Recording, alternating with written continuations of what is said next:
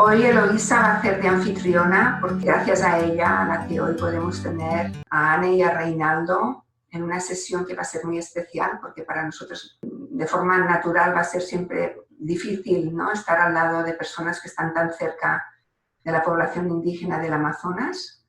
Así que muchas gracias a todos por estar aquí. Muchas gracias, Eloísa, por activar rápidamente el contacto y pedirles que hicieran ese hueco en las agendas. Y muchas gracias a Anne y Reinaldo por estar aquí. Yo dejo la palabra a Eloísa y a vosotros, a ustedes, para que se presenten, pero va a ser algo especial poderles escuchar y tener conciencia de lo que está pasando, porque eso es lo más importante. El mundo está sufriendo en silencio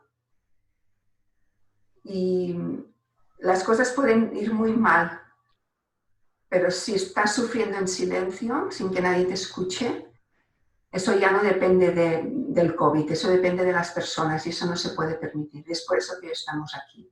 Así que yo no digo nada más, doy el turno de palabra a Eloísa, que es nuestra anfitriona, y Reinaldo, Anne, muito obrigada. Muito obrigada. Hola, estoy muy contenta de poder tener Reinaldo y Anne acá hoy. Yo soy Eloísa Pereira, soy neuróloga de niños y adolescentes. Estoy en el cuerpo editorial de Frontiers para esta edición de Morning en Death. Empezó nuestro contacto con Reinaldo para que ellos hicieran un artículo sobre la situación en Amazonia. De este resultó todo que estamos haciendo ahora. Para nosotros en Brasil, yo que vivo en el sudeste de Brasil, tampoco es experto. Nosotros no tenemos mucho contacto con lo que se pasa en norte, en la región toda de Amazonia, que es un mundo muy distinto de todo lo que vivimos en Brasil. Entonces, hoy también yo voy a aprender mucho. Quiero decir bienvenidos a todos que están a asistir, especialmente a Anne Alencar, que es presidente de IFAM, que es una institución muy importante para toda la situación de los indígenas y de la ecología de Amazonia.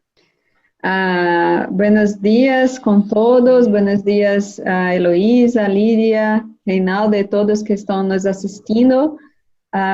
Yo soy Anne Alencar, estoy directora de ciencias de IPAM, que es Instituto de Investigación de la Amazonía.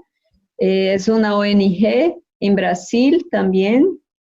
Trabajamos como 25 años produciendo estudios sobre cambios de uso de la tierra, el impacto de estos cambios de políticas públicas en las personas, en los modos de vida de poblaciones tradicionales, pequeños productores rurales, cosas así, ¿no? Es su relación con el cambio climático y los impactos sinérgicos, ¿no? Mi especialidad, yo soy geógrafa, tengo maestría en teledetección, yo no sé qué se llama así, doctorado en conservación de florestas tropicales en los Estados Unidos, ¿no? Tengo mi vida, yo soy experta en incendios forestales y su relación con cambios de uso de la tierra. Yo creo que... Entonces, pienso que podemos empezar, ¿sí? Sí. Entonces, la palabra es de Anne, por favor. Entonces, gracias más una vez por la invitación. Para mí es un placer. Un placer estar dividindo un trabajo que fue muy doloroso de hacer, pero por la temática, ¿no? Tal vez es bueno compartir un poco cómo la idea de hacer este estudio empezó. nosotros estábamos trabajando juntos con COIAB, que es una ONG indígena que engloba varias asociaciones, instituciones indígenas de la Amazonía, ¿no? Es una coordinación de instituciones indígenas en la Amazonía. Su coordinación es completamente liderada por indígenas. Estábamos haciendo un trabajo con ellos para entender cómo están los vectores de la doença de COVID, los vectores externos de COVID que pueden estar impactando sus territorios. Estávamos em uma conversa de como hablar disso, como fazer isso, e a persona que está em COIAB, uma indígena, que está responsável por fazer as notificações, computar os números de los indígenas que estão afetados pela doença e também estão indo a óbito, não, morrendo, que estava muito triste porque seu parente tinha morrido e aquilo foi muito comovente, não? Porque ela estava contando os mortos. E foi muito forte, e nós dissemos, como podemos fazer para ajudar? E estávamos pensando, então, necessitamos que isto ganhe o mundo. ¿No? Eu pensei que para fazer que isto ganhe o mundo, necessitamos de um documento, não? E então foi assim que surgiu a ideia de fazer esta nota técnica, não?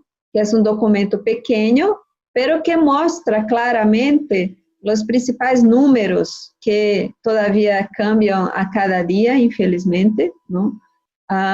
Pero temos um documento que podemos dizer isto. E ter um documento é muito mais fácil de ter a mídia, de TV, enfim, tudo, não? A divulgação destes resultados. Então, foi assim que nós hicimos, não? Hicimos este documento. Vocês podem ver a pantalla? Sim?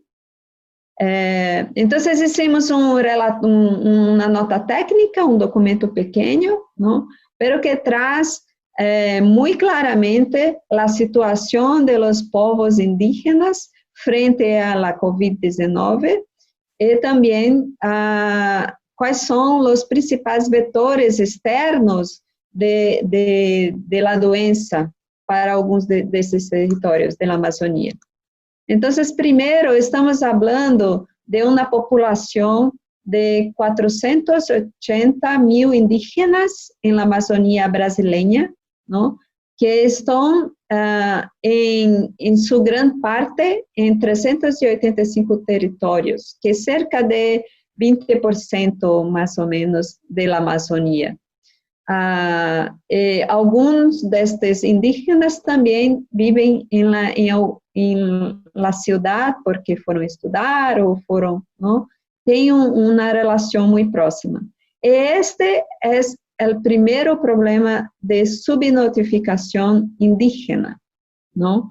Porque com este governo, a agência de saúde indígena que toma conta de los indígenas solamente está focando em trabalhar com os indígenas que estão em las aldeias, dentro de los territórios indígenas. O que deixa de fora muitos indígenas que têm um commute, uma conexão muito forte entre as aldeias e a cidade, não? E este é o grande um dos maiores problemas de subnotificação em los números oficiais sobre os indígenas que são afetados por la doença. Então, com base nisso, COIAB, que é a coordenação de instituciones indígenas, se movilizó y creó una red de informantes que incluyen las lideresas indígenas de diversas regiones de la Amazonía y también los agentes de salud que actúan en estos territorios, ¿no? Y diariamente reciben comunicados de personas que están enfermas, que están o que fallecieron, ¿no? Que fueron a óbito, con todas las informaciones, nombre, cuándo se quedó la doença,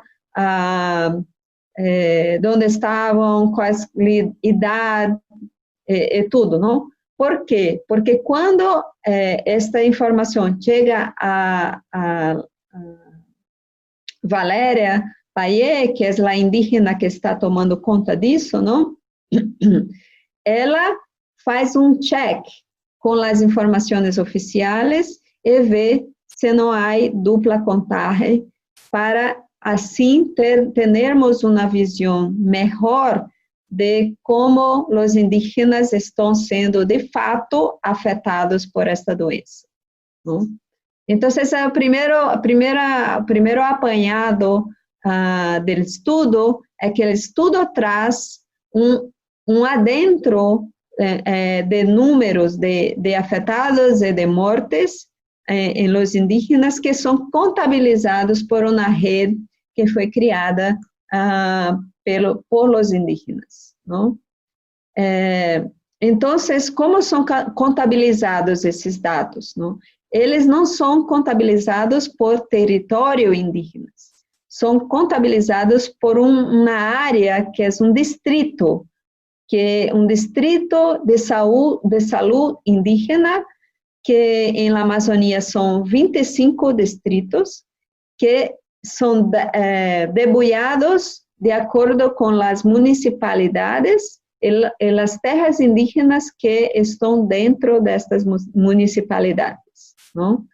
Então, são 25 distritos de saúde em la Amazônia e os números oficiais são disponibilizados por estes 25 distritos, não?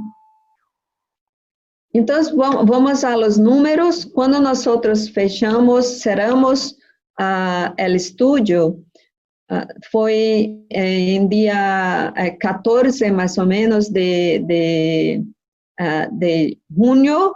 Então, temos dados hasta o dia 14 de junho, pero eu atualizei estes dados porque ayer saiu reporte novo de COIAB, com os números novos, não?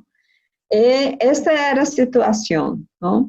Em 14 de junho, tínhamos como 3.662 casos de COVID entre indígenas e quase 250 mortes, não? Hoje, como não é hoje, mas no dia 15 dias depois, que no dia 30, teníamos como 7.000 casos, um pouco mais de 7.000 casos e quase 360 mortes. Então, o número avançou bastante, não? Avanço de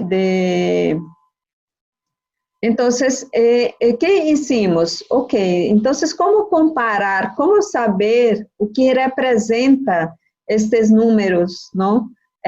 Para a população? É muito, é pouco? É claro que qualquer vida é uma vida importante de ser perdida. Se fosse uma pessoa cometida com morte, estaríamos muito sensibilizados, não? Pero como isso se compara a las estatísticas de Brasil e da região norte, onde a maioria destes territórios estão localizados? Então, fazendo uma contabilidade por 100.000 habitantes, significa que el número de infectados por la doença dentro de la población indígena era en 14 de junio como 84% mayor que el número de infectados por 100.000 habitantes dentro de la población de Brasil. Que significa que estos indígenas están siendo mucho más acometidos por la doença que en la población general, ¿no? Cuando actualizamos este número para el día 30, tenemos ese número subió, ¿no? Somos como 129%, una tasa de infección más alta que Brasil. Y 161% más alta en lo que referente al número de muertos, ¿no? Entonces, estos gráficos muestran muy claramente en azul la curva del número de la tasa de infección. Ustedes pueden notar, es muy más alta, muy más abrupta entre los indígenas que Brasil, por ejemplo, ¿no? Y mesmo que en la región norte esté mayor, pero la inclinación de la curva es más abrupta. Cuando hablamos de número de muertos, que es la línea vermelha, roja, tenemos también una tasa muy más alta que Brasil, que la tasa de muertos por 100.000 habitantes en Brasil, en la región norte. Entonces, es un número que llama mucha atención, ¿no? Y aquí está la tasa de letalidad en la que la data, ¿no? La tasa de letalidad entre los indígenas estaba a 6.8, en cuanto en Brasil es 5. Entonces, estamos teniendo mucho más muertes por casos entre los indígenas que entre los brasileños como un todo, ¿no? Y también entre los brasileños que viven en la región norte del país, donde queda la Amazonía. Aquí, estos mapas demuestran la evolución de número de casos confirmados de la COVID-19 en 1 de mayo, que es el mapa más claro, y en 14 de junio. Y podemos identificar claramente que el mapa fue quedando más oscuro en un mes y medio. Que significa que más distritos de salud computaron personas doentes, ¿no? Y también más personas quedaron doentes, mostrando claramente el avance de la doença, de la enfermedad entre los povos indígenas. Cuando hablamos de número de fallecidos, tenemos lo mismo padrón, ¿no? Lo CINSA demuestra los distritos sin ninguna muerte hasta 1 de mayo. Podemos perceber que a 14 de junio tenemos mucho menos distritos de salud indígena sin muertes, ¿eh? Y tenemos dos áreas muy graves, que son una área acerca de Colombia, que es el distrito 25, y un distrito que incorpora Manaus, que es el distrito 22, ¿no? Como dos áreas críticas, distritos críticos de muertes de indígenas por la COVID-19. ¿Qué hicimos también? Hicimos un trabajo para documentar quais são os principais vetores de contaminação externa de los territórios indígenas, e fizemos um esforço de contabilizar isso por los distritos de saúde, não? E utilizamos como algumas proxies los garimpos ilegais, a mineria ilegal, não? Que está ocorrendo em alguns territórios indígenas,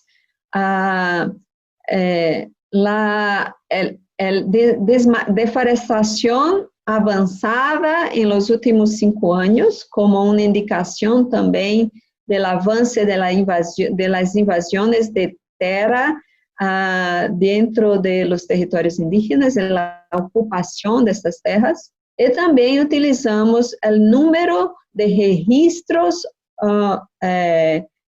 que se chama cadastro ambientales rurales, que são registros privados de pessoas que querem entrar em um processo de, como se diz, de adequação ambiental, pero este é um registro voluntário e não deveria ser hecho dentro de territórios indígenas, não? Então, se alguém está tendo esse registro dentro do território indígena, quer provavelmente ocupar estas áreas e dizer que são suas. Para isso, representa um indicativo que chamamos de especulação ilegal de terra, ou em Brasil chamamos de grilagem. Eu não sei se há uma palavra em espanhol para isso. Então, utilizamos essas três variáveis, vamos dizer assim, esses 3 elementos, fatores, vetores de contaminação externa, para demonstrar que se alguns territórios, como por exemplo o território 19, que está a norte de Brasil, acerca do território do estado de Roraima e Amazonas, eu não sei se aqui, por exemplo, não sei se vem meu cursor, sim? É o território Yanomami, e basicamente há mais de 20.000 garimpeiros nesta região, não? Provavelmente grande parte das pessoas com COVID-19 é uma região que tem aumentado muito, né? A infecção, o contágio da doença, da enfermidade, basicamente podem estar conectados com este tipo de vetor externo, não? Uma outra região que chama atenção é a região 18, que incorpora os territórios indígenas de la Raposa Serra do Sol, que Reinaldo vai falar um pouco mais sobre esta região aqui, não? E temos algumas regiões muito, por exemplo, esta aqui, acerca de um sítio de Belo Monte, não sei se lembram, um grande projeto de, como se chama isso? Uma hidrelétrica que foi construída como alguns anos atrás, e trouxe muita discussão sobre os impactos disto para os territórios indígenas. E, de fato, os territórios indígenas desta região estão sendo muito pressionados por invasão de terra, e todavia há indígenas em isolamento voluntário, que nunca tiveram contato com nossa sociedade do jeito que está, não? Então, é muito preocupante esta situação. E se volvemos aqui, vimos aqui esta Dicey, que é um distrito, nesse distrito, não está muito impactado por nenhum desses vetores. Então, por que é um foco importante? solamente para demonstrar que os indígenas são muito sensíveis, muito vulneráveis. Esta DICEI, basicamente, a contaminação da enfermidade se deu aí por conta de um médico que foi a dar uma vacina de gripe, contra a gripe, influenza, e não sabia que estava com Covid. E, então, a doença se espalhou, não? Então, todo cuidado é pouco para esses povos, não? Eles são muito sensíveis, a sua imunidade é uma imunidade diferente, não? E principalmente os indígenas que estão em isolamento voluntário estão muito ameaçados pela disseminação desta doença. Aqui mostra um pouco, dizendo que 30% dos distritos com maior número de infecções também tinham vetores externos importantes, não? Que poderiam estar contribuindo para a disseminação da doença. Para terminar, algumas recomendações do estudo se diz respeito ao projeto de lei, não? Que está sendo, eu creio que foi votado, não? Que diz respeito a como dar ajuda mais eficiente a los indígenas. Também necessitamos melhorar ainda mais os registros, diminuir a subnotificação. É fundamental, hoje sabemos por DICEI, mas necessitamos saber por território, não, indígena. O combate a los riscos de contágio por atores externos é fundamental, segue sendo fundamental, incluindo a invasão de terra, a mineria ilegal, da exploração de tala de madeira ilegal, é fundamental, não? Porque eu vou usar uma frase aqui de Mário, que é um indígena coordenador de la COIAB, que diz que o território é a casa, não? Nós hoje temos que quedar isolados em nossa casa, não? Imagina se há pessoas invadindo seu jardim, pessoas contaminadas, não? Então, é o mesmo. O território indígena necessita ter uma proteção. E estas ameaças têm que ser combatidas. Os indígenas também necessitam de um fortalecimento no sistema de saúde, uma agilidade maior, não? Porque, como os testes rápidos, por exemplo, melhoria na estrutura da saúde indígena, que inclui uma adaptação, não, às suas condições de médicas, por exemplo, não? Indígenas não sabem, alguns, não se acostumam muito bem a dormir em colchones, porque as redes, as hamacas são mais, enfim, são que estão acostumados, não? Então, como construir como se diz, uma unidade de atendimento de emergência aos indígenas que se adequa à situação indígena, não?